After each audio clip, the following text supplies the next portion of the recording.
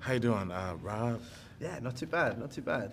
Good. I know it's been a long day, so definitely just want to ask you a couple quick questions here for sure. Geeks of Color. Yeah. For one, I really enjoyed the film. I really loved it. Thank you. And I could definitely see why this needs to be seen like on the biggest screen in the theaters possible.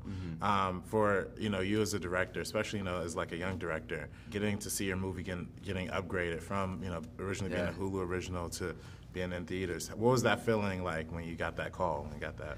It was amazing, and I'd always kind of hoped in the back of my head that this would end up on the big screen. I knew that we had a great team. We were, like, everyone was making it for the big screen. I don't think any filmmaker makes a film for a TV. You make it for a cinema full of people.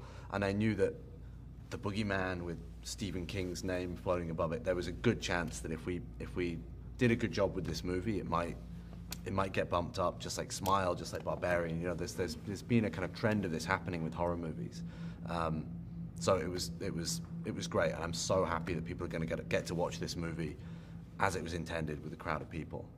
That's really dope, and especially for somebody, you've done a lot of features in like the micro budget world, lower budget world. How was it like working on a film like a studio horror film like this? It was great. It was surreal.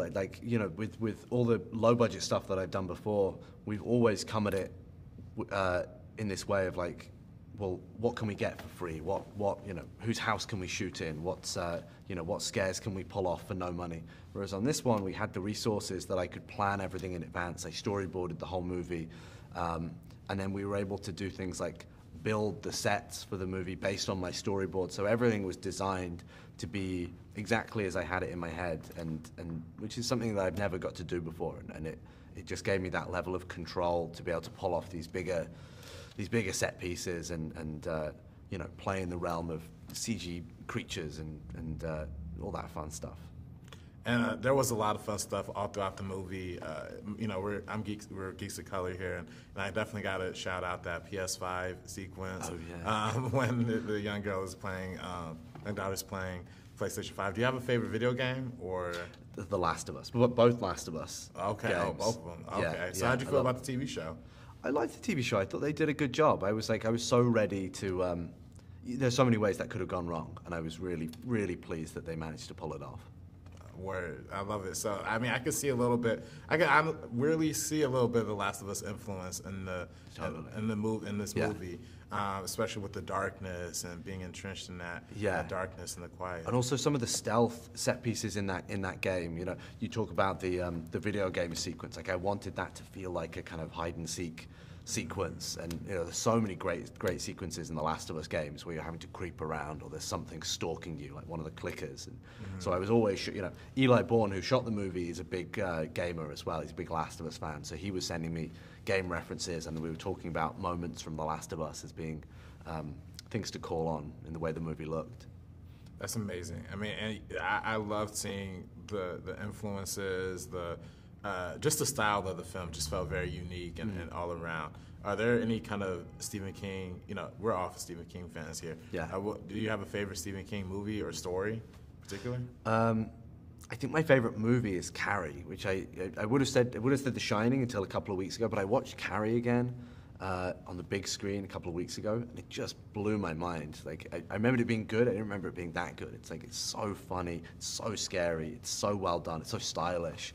And it's so compassionate as well. You really feel for Sissy Spacek throughout that movie, and it's so it feels so true to the book, which I love. It was the first novel of King's that I read, was Carrie, and I love all of his short stories. That was my first introduction to King's. I just gorged all of his short stories far too young, and they completely fucked me up. Right.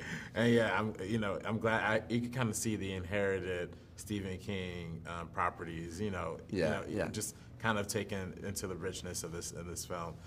Just one more quick question before we wrap out of here. Are there any IPs or like superhero or like Marvel or like video game characters that you would want to adapt, as a director?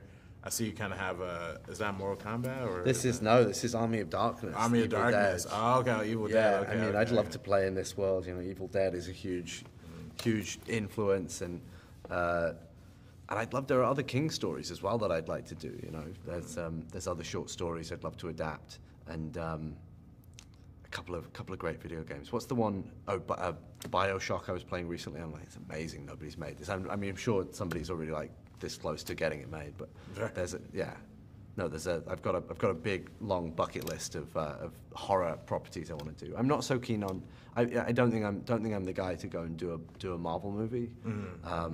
You know, as much as I respect the hell out of what they're doing, but there's lots of stuff in the horror space that I want to tick off my list. Right. Yeah. Well, thank you so much for chatting with us. Thank you so much. Oh shoot! Dang! Oh, dang! I got you got me on that one. Oh shoot! Hey. All right. Thank you so much. Thanks so much. Oh shoot! All right.